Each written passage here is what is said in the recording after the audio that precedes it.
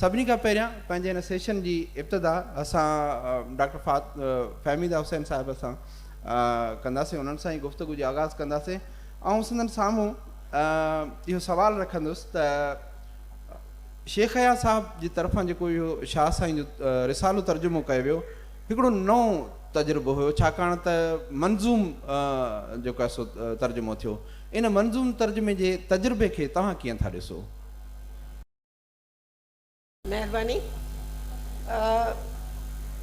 दुनिया जा जेके बि वॾा शाइर आहिनि या वॾा तख़लीक़कार हूंदा आहिनि, उन्हनि खे असां पंहिंजे रिवायती अंदाज़ में चवंदा आहियूं त इहे आफ़ाक़ी शाइर आहिनि, हिननि खे ज़मान ऐं मकान जी का बंदिश कोन्हे।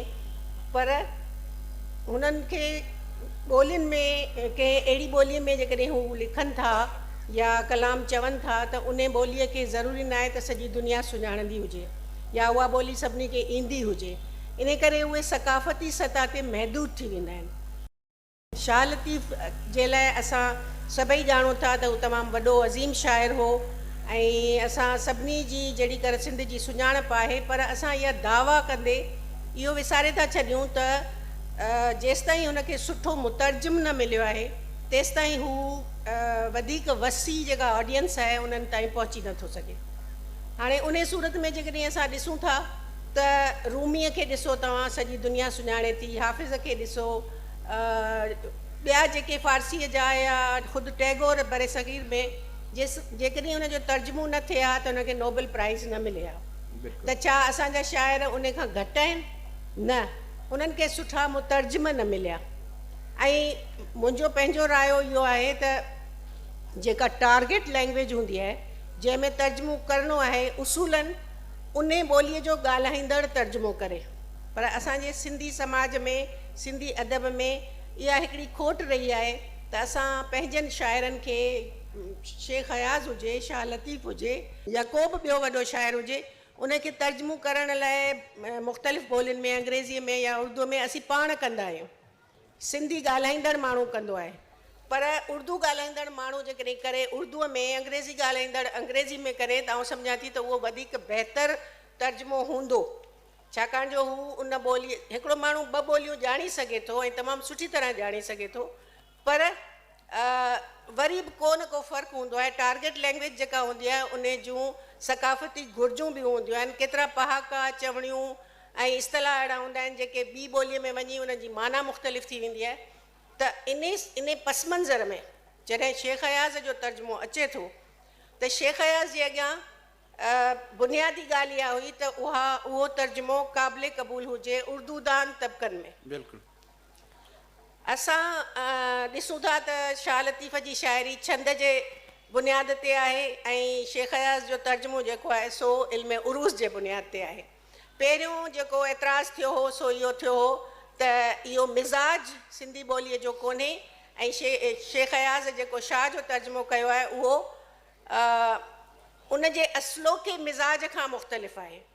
पर आउं भायां थी त इहो असां सिंधी इन खे इन तरीक़े सां ॾिसूं था त छो जो भिटाईअ छंद खे इस्तेमालु कयो तंहिंजे करे हू छंद खे ई इस्तेमालु करे हा। आउं सम्झां थी इहा ग़लति ॻाल्हि आहे। हुनखे उहो मीडियम ॾिसणो हो, उहो मीटर ॾिसणो हो जेको उर्दूअ में क़ाबिले क़बूल हुजे, जेको उर्दूअ में मुरवज हुजे। इन हवाले सां आगा सलीम जे तर्जुमे लाइ चवंदा आहिनि त उन छंद जे बुनियाद ते कयो ऐं उहो वधीक मक़बूल थियो। ईअं कोन्हे, उहो सिंधियुनि में वधीक मक़बूल थियो। वाह, बिल्कुलु। ऐं उहो उर्दू दाननि में ओतिरो मक़बूल कोन थियो जेतिरो शेख हयाज़ छो जो ग़ालिब हुजे या फैज़ हुजे, उहो जेको उन्हनि जो जेको तर्ज़ एहसास आहे त लिखण जो जेको स्टाइल आहे, जेकॾहिं उहो उर्दू दान तबके में क़ाबिले क़बूल हो त शेख हयाज़ उनखे खयो। त आउं सम्झां थी त इहो हिकिड़ो वॾो हुन क़दम खयो त हुन, छाकाणि उनजो रीज़न हो, उनजो रीज़न इहो हो त हू पाण उर्दूअ जो शाइर हो। या ॿी ॻाल्हि आहे त हुनखे उर्दू शाइरीअ में उहो मुक़ाम न ॾिनो वियो, छाकाणि जो घणेई सबब थी सघनि था। पर हुनखे सिंधी शाइरीअ जी बि सम्झ हुई त गॾोगॾु हुनखे उर्दू शाइरीअ जो तजुर्बो हो। हू उन्हनि सभिनी घाड़ेटनि मां वाक़ुफ़ु हो जेके उर्दू दान इस्तेमालु करे रहिया हुआ ऐं उहा सॼो डिक्शन हुनखे ख़बर हुई जंहिंमें उर्दूअ वारा वधीक उनखे सम्झी सघिया थिए या उनखे हिकिड़ो पज़ीराई हासिलु करे सघिया थिए। तंहिंजे करे आउं सम्झां थी त शेख हयात जो तर्जुमो पंहिंजे वक़्त जी अहम ज़रूरत हो ऐं उहा हुन पूरी कई। तमामु बहितरीन, ॾाढो ज़बरदस्त मैडम सॼे इन तर्जुमे जे पस मंज़र खे ॾाढो बहितरीन आलिशान नमूने सां खणी आई। HD सोरले खां वेंदे AB लाशारी बलोची में तर्जुमो कयो आहे। लॻभॻि 30 मुफ़क्किरनि 10 खां वधीक ॿोलियुनि में शाह साईं खे तर्जुमो कयो आहे। असांजे साम्हूं तमामु वॾा नाला वेठा आहिनि। अदल सुमरो आहे, साईं नियाज़ पमर साहब, ज़ेब साहब, साईं डॉक्टर जाफ़र साहब ऐं ॿिया तमामु वॾा नाला वेठा आहिनि। असां इन ॻाल्हि खे खणी हलंदासीं डॉक्टर फ़ातिमा हसन ॾांहुं। डॉक्टर फ़ातिमा हसन उन शाह जे रिसाले जो तर्जुमो जेको शेख हयात साहब कयो हुयो उन जो इख़्तिसार ॾिनो आहे। जी जी बिल्कुल, आपके शुक्रिया और तशक्कुर का नाम जिसमें है आपका नाम भी है उनमें। तो आप इस पूरे तजुर्बे को किस तरह देखती हैं? सबसे पहले तो मुझे अपना ये तर्जुमा शेख हयात साहब ने खुद दिया था, अपने सिग्नेचर के साथ दिया था। और बड़ा अजीब इत्तेफाक है कि अक्टूबर के महीने में उन्होंने दिया था और कुदरत को शायद काम लेना था कि 9 बरस के बाद फिर मुझे महकमा सकाफ़त ने कहा कि इस रिसाले को मैं एडिट करूं उनके लिए।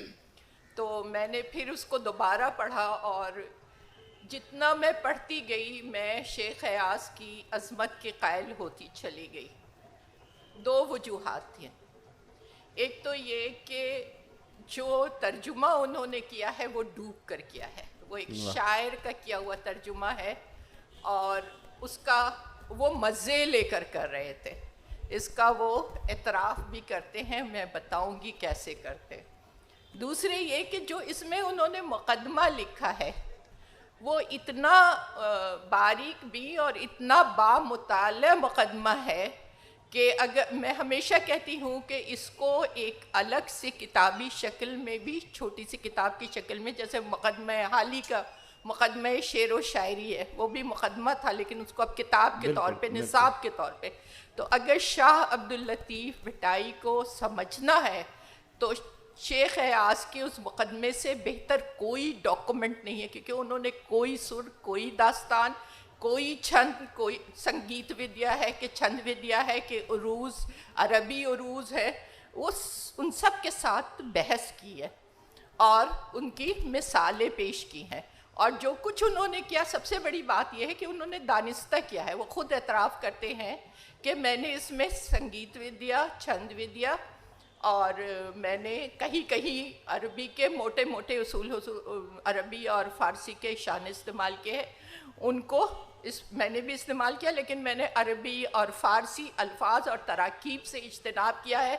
और उसके लिए इतना सख्त जुमला उन्होंने इस्तेमाल किया है कि मुझे ये भी ख्याल था कि गैर मानूस तराकीब और सकील अल्फाज के इस्तेमाल से परहेज़ किया जाए, क्योंकि सिर्फ़ अल्फाज की बाजीगरी का नाम खा और कुछ भी हो सकता है, शायरी नहीं हो सकता। चूँकि शेख हयात खुद शायर थे तो उन्हें पता था कि मुझे शाह के कलाम का सिर्फ तर्जुमा ही पेश नहीं करना है, इसकी शायरी को पेश करना है और जो शायरी की रूह है उसको बरकरार रखना है। और यही वजह है कि ये जो शाजो रिसालो जब तर्जुमा हो के सामने आया तो ये हमें अपनी रूह में उतरता हुआ महसूस हुआ। अच्छा, और किस तरह उन्होंने किया है, डूब के किया है, तो वो इसका सबूत ये है कि जब उन्होंने अपने दोस्त इब्राहिम जोयो को एक ख़त लिखा और उसके अल्फाज में पढ़ के सुनाऊं कि कितनी मोहब्बतों से इन्होंने ये काम किया है।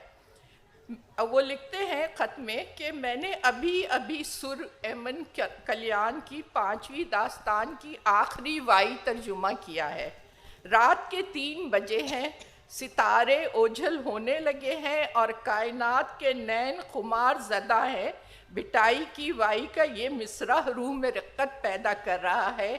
सखियो ये झूठा बंधन नींद का नैनों से नाता, सखियों ये झूठा बंधन नींद का नैनों से नाता। آج یہ مصرع میری آس نراز کا آئینہ ہے، میری ساری روحانی کشمکش کا آئینہ دار ہے۔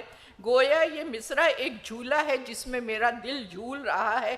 کیا رقت بھرا کرب ہے اس میں، کیا معنی خیز مٹھاس ہے، نیند کا نینوں سے ناتا جھوٹا بندھن۔ میرے تصور نے پرواز کی، صدیاں سمٹ گئی، اور میں نے اس ازلی مست کو بھٹ پر ستاروں کی چھاؤں تلے دیکھا۔ میں نے اس ازلی مست کو بھٹ پر ستاروں کی چھاؤں تلے دیکھا۔ میں نے دیکھا لطیف اپنی دھن میں سراپا محو تھا، اس کی آنکھوں کے آگے الفاظ کہکشاں کی طرح جھلملا رہے تھے، وہ ان میں ستارے توڑ کر پرو رہا تھا۔ چاروں اور جنگل رات کی گود میں آرام کر رہا تھا، چرند پرند سو رہے تھے، لیکن بھٹ باسی کی آنکھوں میں ازلی بیداری تھی۔ گویا آتشی شراب اس کی روح میں رچ بس گئی تھی، گویا رمز وہ راز اس کی مد بھری مہک سے مہکے ہوئے تھے۔ اس نے تنبورہ اٹھا کر تان چھیڑی، لوہے کے تار تھر تھرا کر بج اٹھی، یہ رگے رباب بن گئی، اس کی سانسوں میں ابدی نغمے سمٹ گئے، سماتے گئے، راگ سے بے راگ برسنے لگا۔ میرا کہنا بھول نہ جانا، جوبن دو دن کی مایا، بھور بھئے ہر پاپن کی، درگت ہوتے دیکھ دشا۔ بہت خوب۔ جوبن وہ دن کی مایا، نندیا کا جو میت ہوا، پریم کو اس نے کھویا۔ اس طرح انہوں نے ترجمہ کیا ہے، پورے ماحول، کیفیت، اور خود اس کیفیت میں جا کے ترجمہ کیا ہے، تو ایسا ترجمہ تو دلوں میں اترنے والا ہی ہوتا ہے۔ بہت اعلیٰ، بہت اچھا، بہت اچھا۔